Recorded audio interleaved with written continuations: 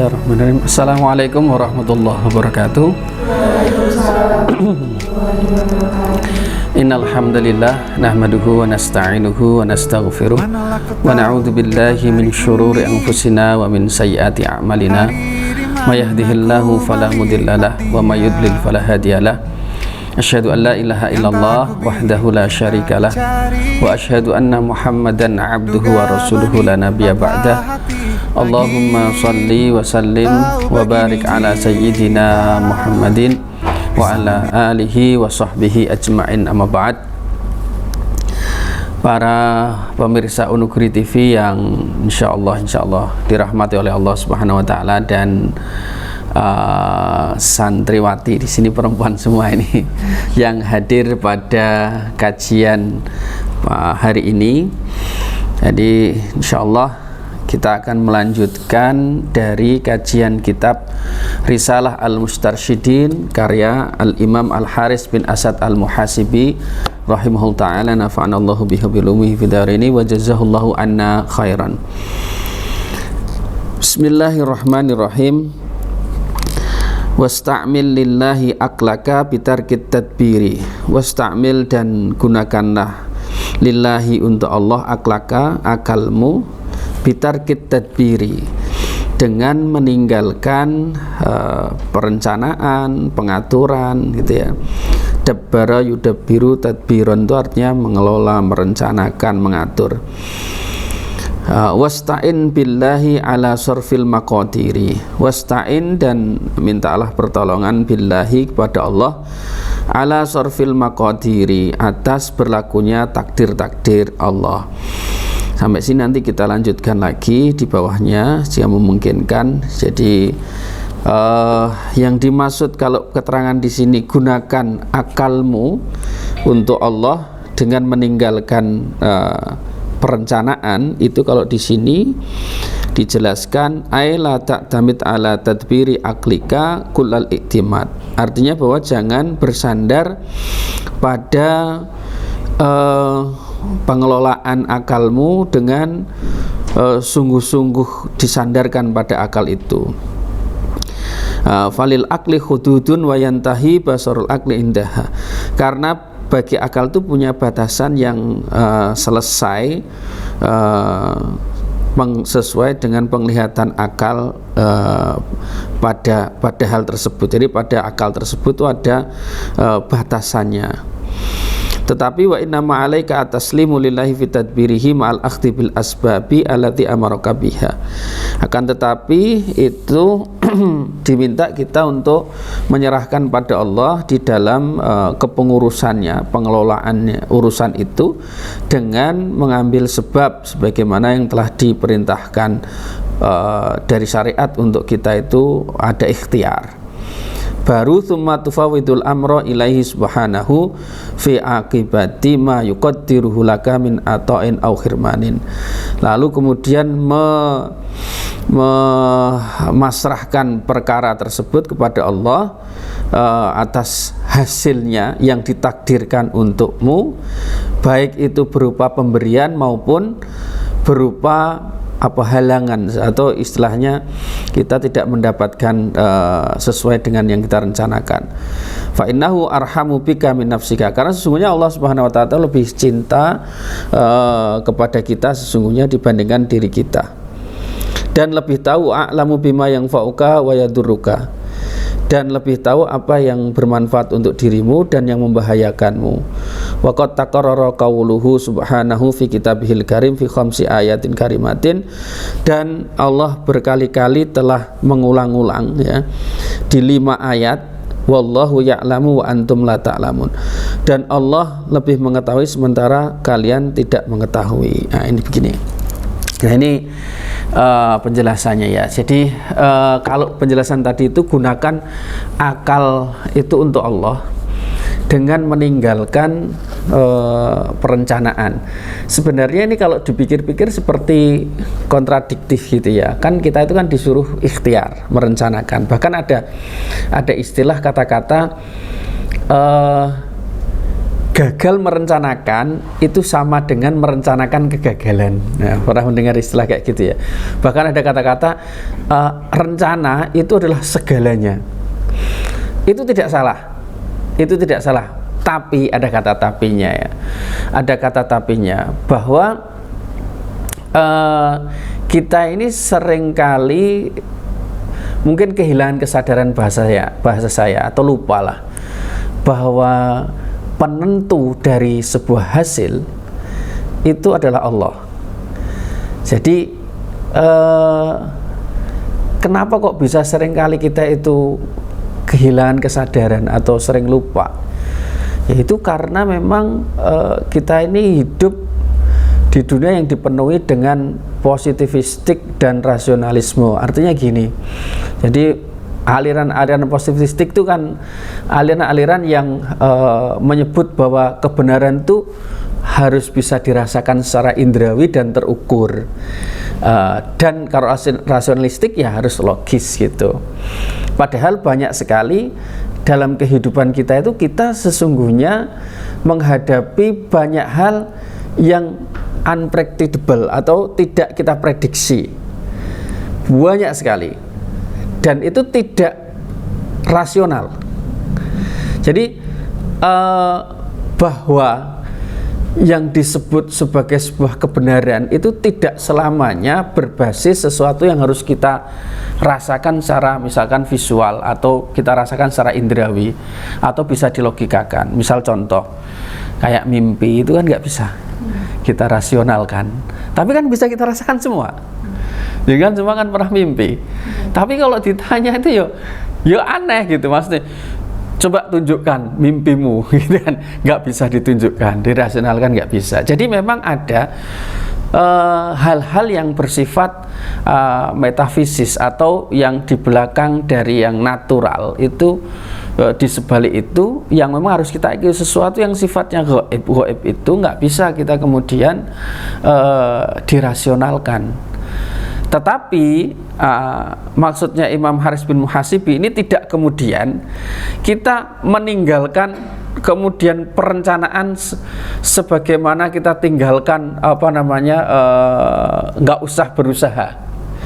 Tetapi yang dimaksud di sini adalah ketika misalnya mbak-mbak ini sudah merencanakan sesuatu, itu kan domain wilayah akal kita nih, merencanakan itu. Lalu kita usahakan, kita upayakan semaksimal mungkin.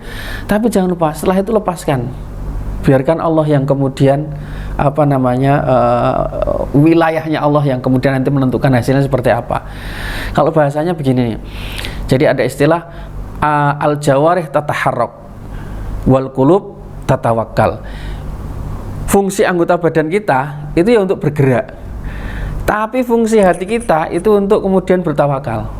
Yang bikin capek itu karena kita merencanakan seakan-akan pokoknya harus berhasil, sehingga kemudian ada di pikiran kita nih sumber-sumber yang membuat kita galau itu mancop di pikiran kita sampai ke hati kita. Padahal kadang-kadang sesuatu yang kita rencanakan tidak sesuai dengan hasilnya.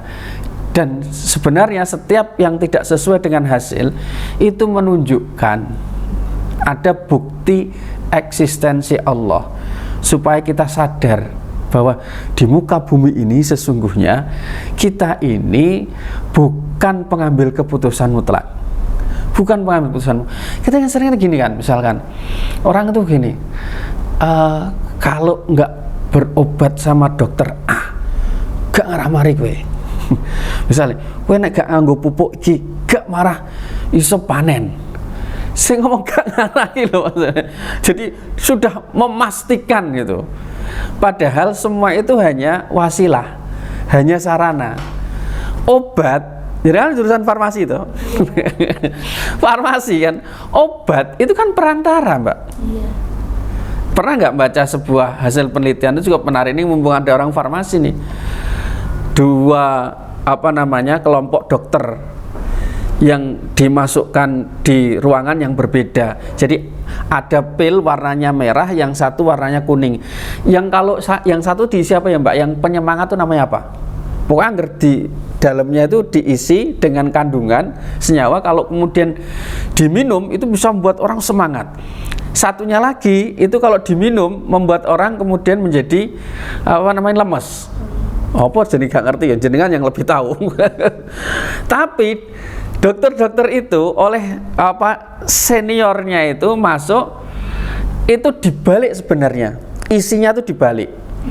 Yang warna merah yang semestinya penyemangat itu di dalamnya itu ditukar dengan isi yang membuat orang sebenarnya kalau makan menjadi lemes. Sebaliknya, yang warna kuning ini yang mestinya kemudian orang kalau minum itu lemes, ditukar di dalamnya itu penyemangat. Tapi disampaikan ini isinya penyemangat, tapi dalamnya sebenarnya dibalik. Itu ternyata setelah minum itu mereka semangat sekali. Tapi sementara kemudian kelas lainnya disampaikan di dalamnya itu isinya penyemangat sekali, tetapi kuning karena selama ini disampaikan bahwa ini kalau diminum itu bisa membuat lemes, dan akhirnya mereka lemes. Berarti sudah kemakan berarti sugesti. Ini contoh kecil saja, contoh kecil. Kalau dalam bahasa itu kan semua sebenarnya wasilah. Makanya dalam bahasa Al-Quran itu fa'idha maridtu fahuwa yashfin. Kalau aku sakit, maka Tuhanku lah, dialah Allah yang menyembuhkanku. Artinya sesungguhnya obat dan yang lainnya itu adalah bagian dari sunnatullah. Kita berusaha, kita ikhtiar, tapi tetap keputusan sembuh itu ada di tangan Allah. Nah, jadi maksudnya di sini, kalau kita sudah merencanakan nih sebaik-baiknya rencana, sudah habis itu selehno bahasanya itu. Serahkan hatimu sama Allah. Kita sudah fisik sudah jalan. Hasilnya seperti apa? Yakinkan bahwa itu adalah sebuah kebaikan. Jadi sampai-sampai kalau di sini dijelaskan oleh Allamah ahli betul ilmu Al-Fairuz Abadi mengatakan begini. Jadi dia mengatakan, maka kalau orang itu diuji oleh Allah, hamba-hamba Allah itu tarotan kadang diuji itu dengan sesuatu yang menyenangkan supaya orang itu bersyukur. Tapi kadang-kadang diuji dengan sesuatu yang tidak menyenangkan supaya orang itu bersabar. Jadi di sini disebut bahwa antara kemudian kebaikan yang kita dapatkan, pemberian dari Allah, atau sesuatu yang menghalangi kita mendapatkan yang kita rencanakan, kedua-duanya itu adalah bala ujian. Kalau itu sebuah hal yang menghalangi kita mendapatkan yang kita inginkan, maka wilayahnya adalah sabar. Tapi kalau itu adalah sebuah kebaikan, pemberian yang kita dapatkan, wilayah adalah bersyukur. Nah, disebutkan di sini yang namanya wal qiyamu bi huquqi sabri aisar minal qiyam bi huquqi syukri. Lebih mudah kita menunaikan sabar dibandingkan menunaikan syukur. Lo cek aja jenengan.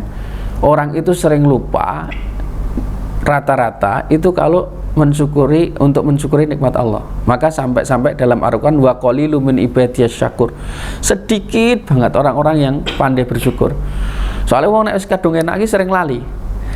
Orang kalau kemudian terkena agak masalah, nah itu baru kemudian mudah ingat. Rata-rata kan gitu toh. Orang sabar itu lebih mudah kena musibah, itu lebih mudah mengidentifikasikan. Kita gampang mengidentifikasikan, oh ini ujian dari Allah. Tapi kalau syukur itu seringkali terlupakan. Contoh sederhana saja, mbaknya kan sering sudah kuliah di sini, tapi berapa kali kita mensyukuri nikmat bisa kuliah sampai semester 7. Contoh loh ya, semester 7 sudah mau selesai itu. Nah, berapa kali hitung coba mensyukuri itu saja. Kan kita nggak ngelihat itu sebagai sebuah nilai yang perlu kita syukuri, padahal itu juga ujian. Itu contoh. Makanya, tapi kalau kemudian jenengan tadi misalkan kepleset, iling terus. Iling terus kepleset ini. Sini iling kepleset, yang enggak enak. Makanya seringkali saya memberikan gambaran kalau dalam beberapa kesempatan, dan ini mungkin pernah saya sampaikan.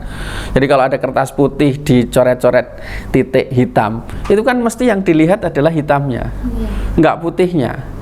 Padahal yang nggak enak itu cuma sedikit hitamnya itu, yang putih itu kan banyaknya itu, yang nikmatnya banyak sekali.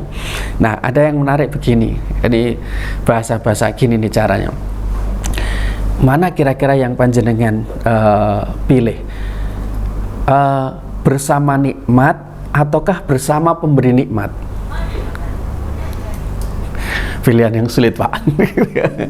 Jadi gini nih, orang kalau kemudian ini kan semua bagian, tadi saya bilang semua bagian dari ujian ya, semua bagian. Tapi seringkali orang-orang itu lupa bahwa ketika kemudian ada ujian yang tidak mengenakkan, yang tidak nyaman, lalu kemudian sabar.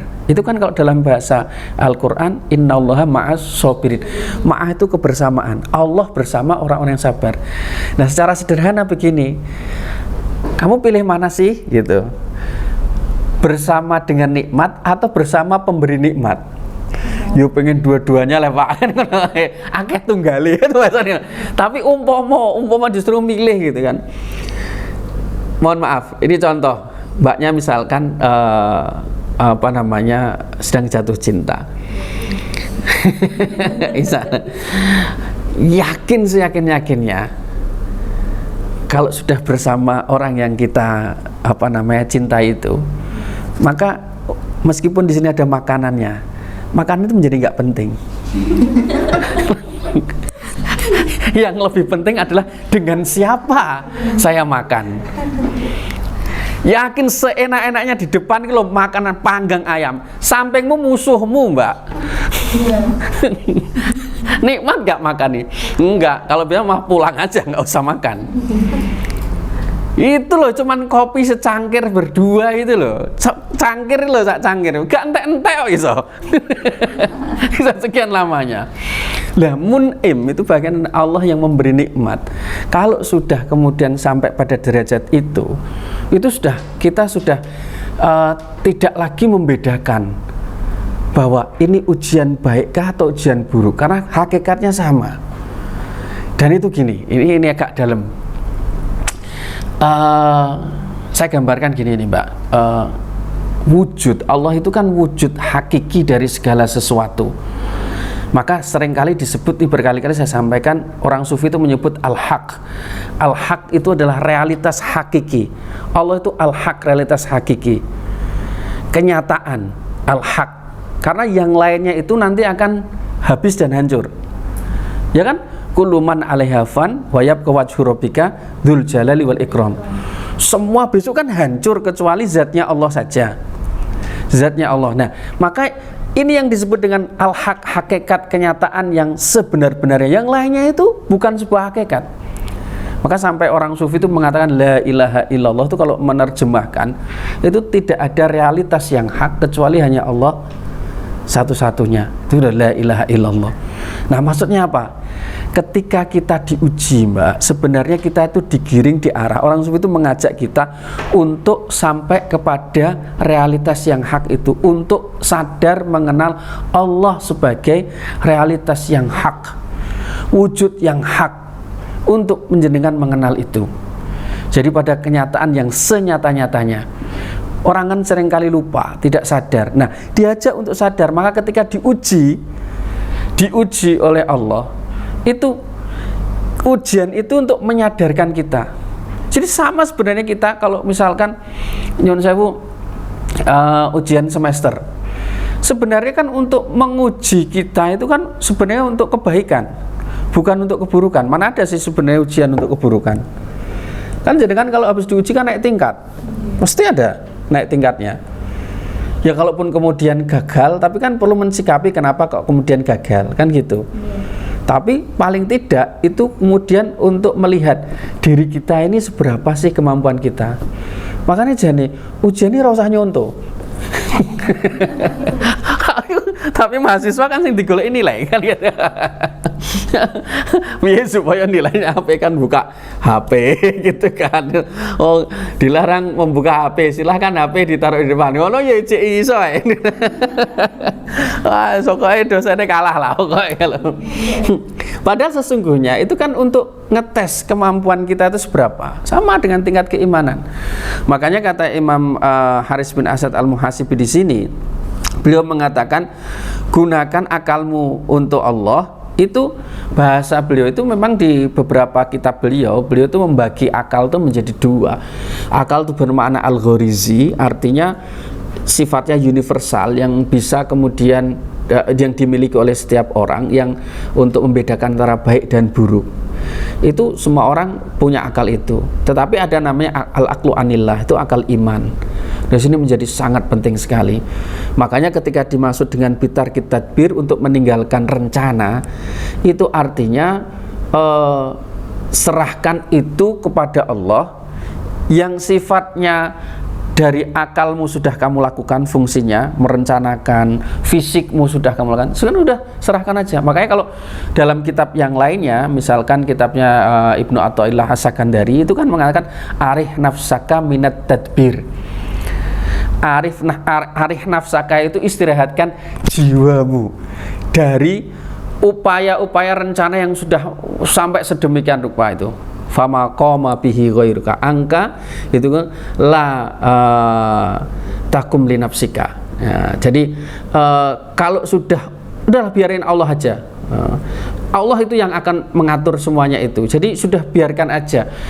Yang artinya letaknya itu di hati ini. Kalau tergembol di dalam hati sini itu sangat berat sekali. Membuat kita itu menjadi beban sekali. Nah, itu yang diajarkan Rasulullah. Proses tubuh kita bergerak, pikir kita sudah merencanakan, tapi setelah itu serahkan sama Allah. Misalkan contoh, ketika Rasulullah hijrah itu kan membuat rencana siapa yang kemudian menggantikan posisi Rasulullah tidur, maka digantikan oleh siapa? Ali bin Abi Thalib. Lalu kemudian dibiarkan penggembala itu untuk mengelabui jalan itu supaya, lalu kemudian gaib yang non muslim, lalu kemudian mata-mata si anak kecil Abdullah itu putranya Abu Bakar As-Siddiq itu anak kecil tapi cerdas sekali, lalu siapa yang kemudian menemaninya? Abu Bakar As-Siddiq. Lalu kemudian membawakan makanan Asma, ya. Jadi semua itu diatur sedemikian rupa sampai kemudian di goa itu kan selama 3 hari. Itu sudah, itu secara logika manusia, ikhtiarnya kan sudah. Tapi ketika kemudian posisi yang mengejar di atas goa itu, Abu Bakar kan mengatakan, kalau seandainya salah satu di antara mereka, Rasulullah, melihat ke bawah, la ro'ana, pasti akan terlihat kita ini. Ma baluka bi isnain Allah salisuhuma, kata Rasulullah, kalau kita berdua gimana coba kalau Allah itu yang ketiga. Dan di sini contoh ketawakalan yang sangat tinggi itu di posisi di akhir setelah kita kemudian berikhtiar. Jadi maksud penjelasan beliau di sini ini supaya hati itu tawakalkan kepada Allah, adapun fisik itu bagian dari sunatullah saja. Andaikan itu umpama kok kemudian tidak ada contoh dari Rasulullah, tidak ada perintah untuk kemudian berikhtiar, mungkin saya juga nggak berikhtiar, wes aku tawakal aja. Tapi karena ada sunatullahnya kita diminta berikhtiar. Nah, Allah menunjukkan supaya kita sadar eksistensinya Allah. Kadang-kadang juga dengan demikian, misalnya contoh dalam Al-Quran itu kan seringkali disebut begini, wala taqullana li syai'in inni fa'ilun dzalika ghadan illa ayyasha Allah. Jangan kamu mengatakan besok saya kerjakan, tapi katakan insya Allah, atas kehendak Allah. Saya pikir-pikir itu menunjukkan keterbatasan kita, sehingga kita selalu harus kemudian bergantung kepada Allah. Ketika kita bergantung kepada Allah, sehingga kita sedang berjalan menuju kesadaran hakikat Allah sesungguhnya siapa. Misal contoh, kapan hari itu saya udah menyiapkan saya kan penyuka olahraga badminton. Nah, pagi kalau badminton itu jam 5 pagi. Juang subuh kata anak-anak. Baru subuh dikir terus baru siap-siap. Nah, malam itu karena paginya itu sebelumnya sudah putus tuh raket, saya pagi itu nyalakan raket, terus sudah saya masukkan ke dalam tempat raketnya itu sudah semuanya saya siapkan. Saking senangnya besok saya menjemput permainan gitu. Saya masukkan semuanya itu dari mulai handuk sudah saya siapkan malam tuh. Tidur juga cepet-cepet. Waktu itu tidur itu jam 8:30 mungkin udah tidur. Pengennya kalau besok pagi bangun fresh sekali. Ketika saya bangun, kan HP tadi sudah saya singkirkan. jadi nggak begitu tak reken wesan, terus karena udah tidur kan. Nah pagi itu ketika buka itu kok banyak sekali innalillahi wa inna ilaihi rajiun, innalillahi wa inna ilaihi rajiun. Saya buka kok japri banyak sekali, ternyata meninggal bulik saya, jadi adik dari adik bapak saya itu istri adik bapak saya kapundhut. Akhirnya nggak jadilah saya kemudian bermain badminton. Oke. Ya Allah, yang sekecil ini saja manusia merencanakan dengan sebaik-baiknya, mulai nyenatno raket, mulai mempersiapkan semuanya, wis mating-mating, bahagianya dengan tidur malam, pagi harinya ternyata kemudian ada yang berita duka, sehingga kemudian saya mengurungkan karena untuk takziah. Nah ini contoh kecil bahwa kita ini kalau manusia biasa, kita itu kan terikat oleh sebab-sebab, ruang dan waktu. Tapi kalau Allah nggak terikat oleh ruang dan waktu. Kalau kita itu janji itu terikat oleh sebab dan waktu. Kadang-kadang ada sebuah kejadian yang tidak memungkinkan kita. Jenengan mau berangkat, siap-siap mau kuliah, ternyata ban meledos. Contoh kecil. Atau terjadi kecelakaan di mana dengan lihat sampai gemetar sehingga nggak jadi berangkat ke kuliah. Contoh-contoh saja. Banyak hal yang kemudian menghalangi kita untuk sampai sesuai dengan tujuan kita. Itu contoh kecil saja kehendak Allah. Bahkan gambaran sederhana. Ada masanya di mana kemudian semua itu memang keputusan Allah. Contoh kecil. Meskipun kita punya keinginan, maka tadi disebutin di sini Allah yang lebih tahu manfaatnya dan madharatnya. Mohon maaf, misal contoh, orang terkena penyakit stroke, tangan aslinya itu mau pegang nih mbak, punya keinginan, tapi kan tangan nggak bisa digerakkan. Contoh kecil, itu contoh kecil betapa banyak keinginan kita, tapi kemudian ketika diuji seperti itu tidak bisa kemudian kita melakukan. Jadi sifat Allah jabarnya, maha memaksanya, itu terlihat banget. Itu contoh-contohnya. Jadi jangan sampai orang itu kemudian kehilangan kesadaran bahwa keputusan final sesungguhnya itu ada di tangan Allah. Nah, ketika kita kemudian menggunakan akal kita, itu ikatlah dengan mengingat Allah. Sehingga ketika kita merencanakan apapun juga, setelah selesai, udah lepaskan aja rencana itu. Dilepaskan saja. Karena kalaupun kemudian terjadi keburukan, pasti di balik itu ada hikmahnya. Orang tuh seringkali melihat hujan, itu turunnya hujan, tapi di balik hujan itu yang tidak banyak orang lihat, bahwa tumbuh-tumbuhan kemudian menjadi tumbuh. Nah pernah tuh saya mau beli tempe sama tahu, ya musim, namanya juga musim penghujan kan, menyenangkan sekali. Pulang dari kampus begini, terus bakulnya gini, nah ya udah towers, gak mendek-mendek, gak ngesakno bakul-bakul. Aku kaget saya, kok gak ngesakno bakul-bakul sing kebanjiran. Saya tuh sampai begini, ya Allah, menungso, wayahe panas sambat giliran kemudian hujan ya, terus sambat. Gitu manusia tuh, ndak ada kemudian nilai bersyukurnya. Jadi yang disalahkan malah piye to udane gitu. Nah, ini contoh lah gitu. Makanya sehingga di sini lanjutannya adalah qala Aliun radhiyallahu anhu, berkata Ali radhiyallahu anhu, yabna Adam, wahai anak Adam, la tafrah bil ghina. Enggak begitu kelihatan nih. Jangan bahagia dengan kekayaan.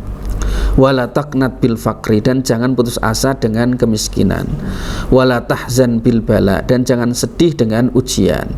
Wala tafrah bir raha, dan jangan gembira dengan kelapangan, kesejahteraan.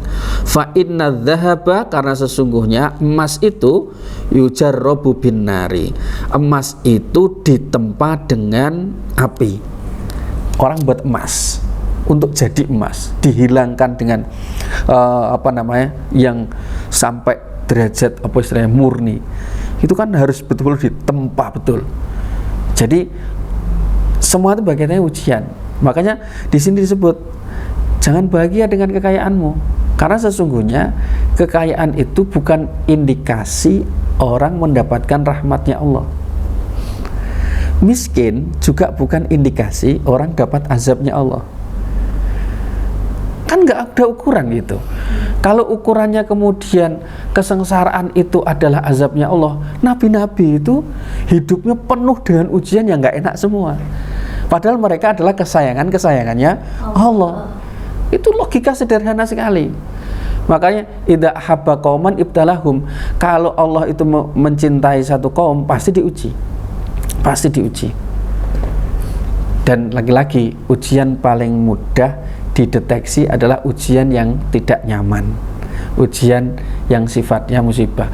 Meskipun ya kata teman saya yang tanya ke saya, "Mas, sampean mau diuji sugih ambek melarat no pilih ndi?" Terus tak bilang, "Lah awakmu no pilih ndi?" "Nah, aku no pilih sugih." Akeh tunggale aku lho. Sing tak maksud kiri saiki lho, sapa sing iso nentokno sugih ambek melarat ya, kita jawab begitu. Artinya kita nggak ada yang tahu kecuali takdir itu sudah terjadi. Makanya ketika diminta untuk meminta pertolongan kepada Allah terkait dengan takdir-takdirnya yang berlaku itu, ya udah, takdir itu sudah terjadi, baru kita kemudian mengerti dan kita bersikapnya seperti apa. Jadi sesungguhnya tidak ada takdir buruk, walaupun dalam hadis takdir baik dan buruk. Buruk itu persepsi kita, baik juga persepsi kita. Tapi hakikatnya, maka ada kata ulama menarik sekali nih Mbak.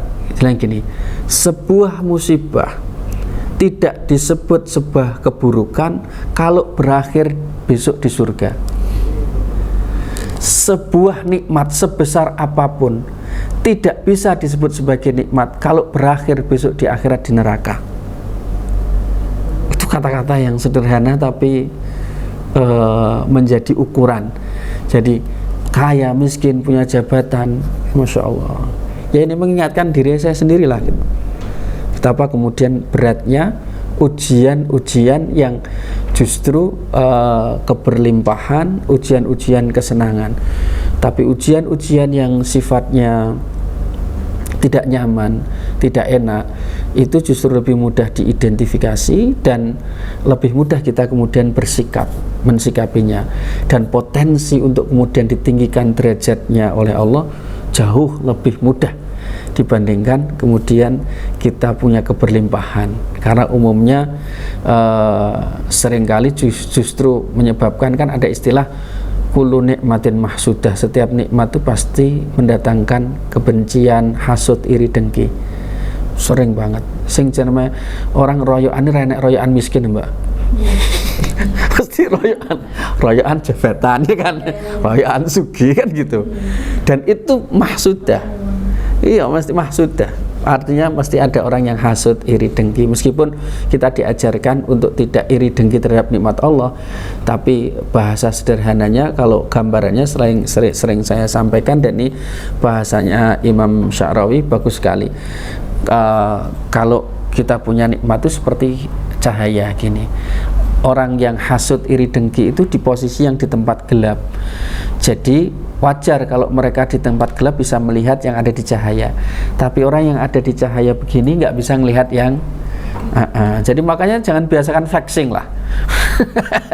Flexing itu sekarang flexing gitu.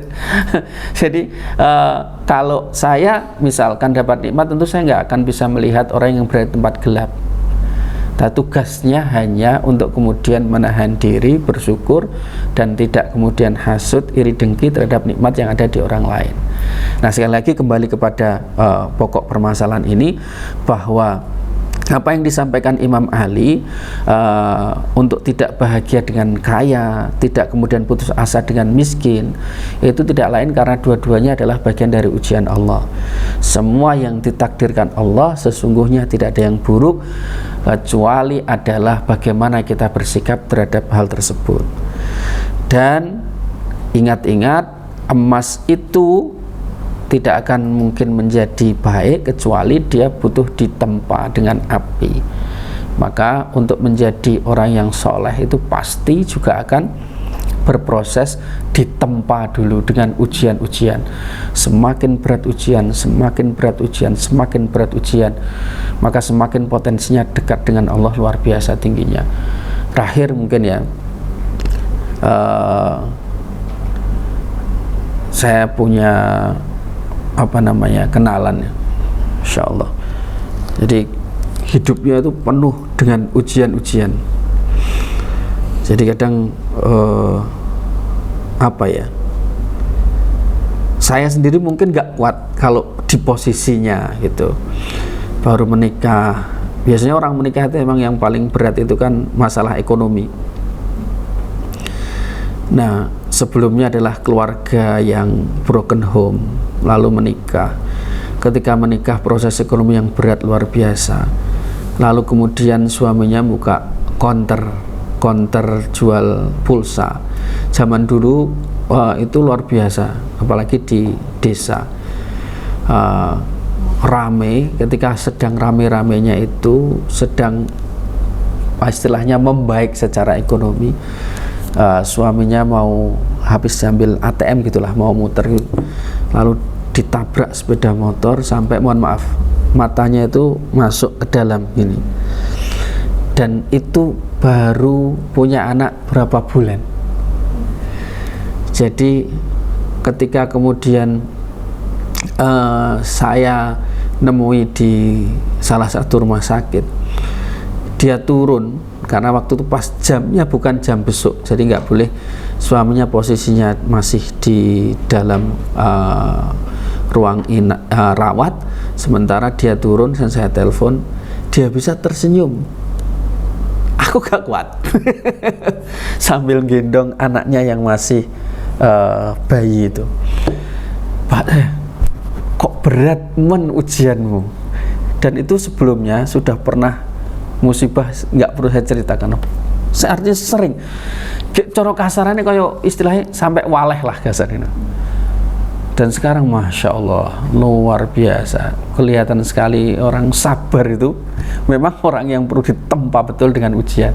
Maka ada satu cerita, entah itu istilahnya bahasa cerita guyon simbolik sih, seorang murid minta sama gurunya, guru tolong doakan saya untuk saya menjadi orang yang sabar. Gurunya berdoa, ya Allah beri dia masalah-masalah yang banyak sekali, ya Allah beri dia masalah yang benar. Katanya, guru, saya minta dijadikan orang yang sabar, bukan dikasih masalah. Kata gurunya bilang begini, kamu akan tahu dan belajar tentang sabaran ketika kamu mendapatkan musibah dan masalah-masalah itu. Dia orang tidak bisa merasakan dia kuat atau tidak kalau dia belum pernah merasakan pukulan. Sama orang main tinju itu. Orang main tinju itu juga dia kan belajar bertahan kan dari pukulan, tidak terus menyerang, tapi juga dia belajar untuk menahan dari pukulan. Nah begitu dalam kehidupan kita sehari-hari. Prinsipnya adalah maka serahkan semuanya kepada Allah ketika tubuh kita, pikiran sudah selesai untuk mengerjakannya. Itu bagian dari sunatullah. Mbak-mbaknya sudah merencanakan jauh hari, besok saya lulus dari farmasi, nikah. Wes mikir, engko omahku koyok ngene, terus engko calon suamiku kayak gini, terus kemudian pokoknya calon mertuaku sing pengennya koyok ngene gitu loh, sing neng TikTok gitu loh, istilah gitu. Pokoknya mesti diangan-angan, direncanakan dengan segala macam. Alhamdulillah orang podo karo-karo deh. Udah, itu bagian dari rencana, Nah nanti Allah yang menentukan. Sama dengan saya ketika dulu ditolak terus tesis itu, judul itu entah berapa kali ditolak terus, karena saya hanya 2 yang saya ajukan. Kalau tidak perbandingan agama tasawuf, semua ditolak. Setiap mengajukan perbandingan ditolak, semua ditolak. Saya sampai sudah pada titik terakhir sudah mau putus asa. Kalau judul saya ini ditolak lagi, saya sudah milih drop out saja. Itu ketika saya S2 di Mesir. Nah ketika saya ajukan, terus saya bilang sama beliau rahimahullah ta'ala, yang akhirnya menjadi pembimbing saya ajukan begini, judul tentang tasawuf. Lalu beliau bilang begini, kenapa kamu nggak merubahnya menjadi tetap tasawuf, tetapi dengan perbandingan di tasawuf Kristen. Saya nggak pernah kepikiran. Terus, oh iya ya. Akhirnya saya buat perbandingan antara tasawuf Islam dan tasawuf Kristen ya dalam satu aspek tertentu. Akhirnya dua-duanya malah kena perbandingan agama juga, tasawuf juga. Akhir endingnya itu seperti itu. Yang penting kan endingnya, kan gitu ya. Yang penting kan akhirnya. Nah itu yang hari ini yang bisa saya sampaikan. Masih ada waktu Mas Toha? Oh masih ada waktu. Oh, masih 5 menit. Masih 5 menit, barangkali ada yang mau ditanyakan. 5 menit, monggo. Itu tadi cerita saya. Di endingnya menjadi yang penting endingnya malah justru baik. Tapi setelah proses yang berliku-liku sudah hampir putus asa. Yang sebenarnya tidak diperbolehkan putus asa. Tapi wis kesel. Di derajat tertentu sudah capek sekali, sudah habis kira-kira judul itu apa lagi sudah kan. Nah tapi di akhir justru saya baru tahu, saya sadar, oh ya Allah benar. Allah kalau di akhir baru sadar lah, oh ya Allah benar. Sama dengan adik saya, dipindah kerja, marah dia. Tapi endingnya dia dapat jodoh di tempat dia dipindah kerja itu. Akhirnya iya aku biar kok ya bersoleh aja toh. Iya akhirnya kan di belakang. Kita tuh kadang-kadang sudah marah dulu. Ya udah jalani aja dulu. Rencana-rencana itu kan bagian dari manusia. Usaha manusia. Tapi Allah lebih tahu mana yang lebih bermanfaat, dan justru Allah lebih tahu yang membahayakan. Maka nggak usah disesali kalau kemudian terjadi hal-hal yang, dan ingat betul-betul ini kata-kata menarik sekali dari Jalaluddin Rumi. Kalau ada yang hilang dari dirimu, pastikan maka dia akan kembali dalam bentuk yang lain. Fik gitu. Kalau ada yang hilang dari dirimu, maka pastikan dia akan kembali lagi. Allah akan menggantikan dengan bentuk yang lain. Jadi nggak usah disedihkan, Mbak. Kalau sudah kehilangan yang satu, akan tumbuh 1000 lagi. Oke. Ada? Kalau tidak ada, nanti kita tutup.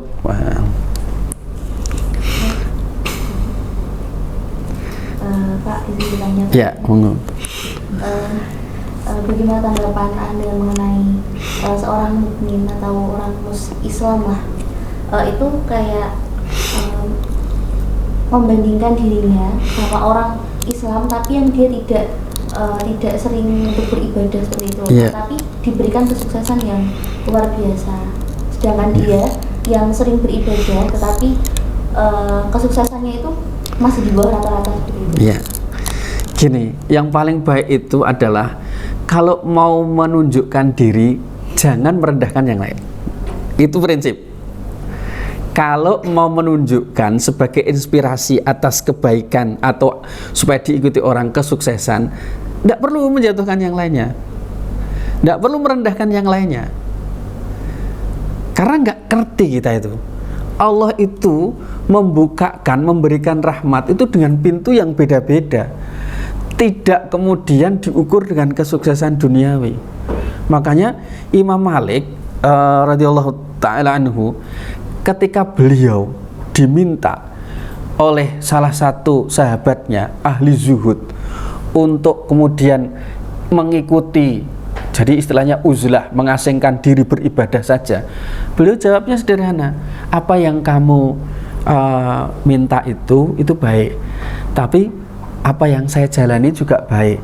Kata beliau, ada orang yang sukses ketika sholat tapi tidak sukses ketika berpuasa. Maksudnya yang puasa sunnahnya luar biasa tapi mungkin dia nggak sukses dalam bersedekah, nggak pintar bersedekah. Ada orang yang pintar bersedekah tapi nggak bisa puasa, puasanya nggak biasa Senin Kemis atau Daud.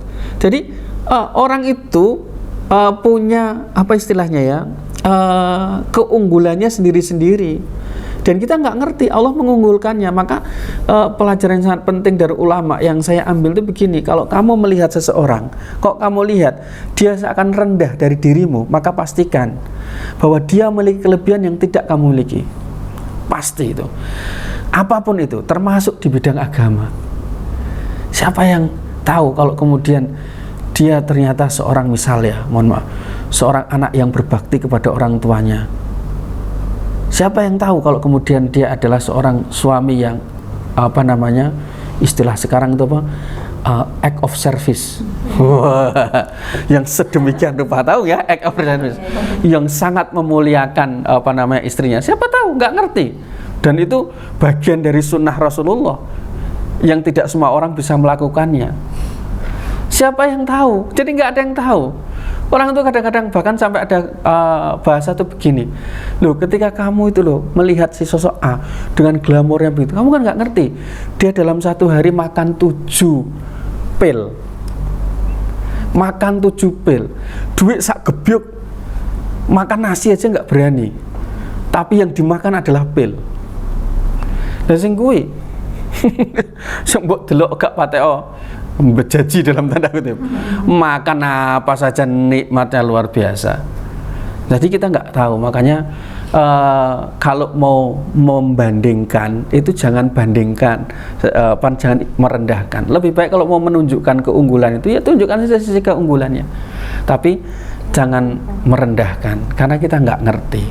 Bahkan mohon maaf, ya kita berharap semua husnul khotimah ya, tetapi pada prinsipnya adalah kita pun juga tidak tahu, kan semua atas rahmatnya Allah. Di akhir-akhir di posisi orang itu meninggal dunia, kita nggak ngerti apakah dia yang kemudian juga husnul khotimah, justru naudzubillah malah justru tidak lebih baik dibandingkan orang tersebut. Dan ini banyak, kalau ada waktu tak cerita, banyak sekali orang-orang yang awalnya pertama kali dilihatnya nyon sewu ya wis ora tau sembayang, ya wis ketok-ketok koyo ngono, tapi ternyata di detik-detik terakhir, 1 minggu terakhir, orang menyaksikan dia adalah orang baik, meninggal tertabrak truk dan di posisi husnul khotimah karena 1 minggu habis berada di soft depan terus. Gitu, contoh kayak gitu, kita nggak ngerti.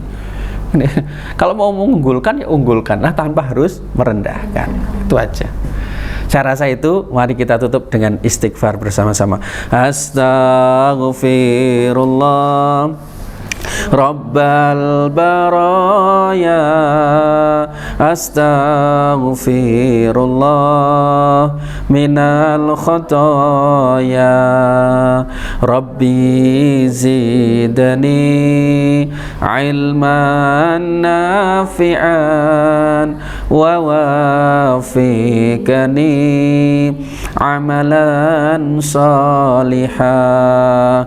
Astaghfirullah Rabbal baraya, astaghfirullah minal khotoya, Rabbi zidni ilman nafi'an wa wafiqani amalan salihah. Astaghfirullah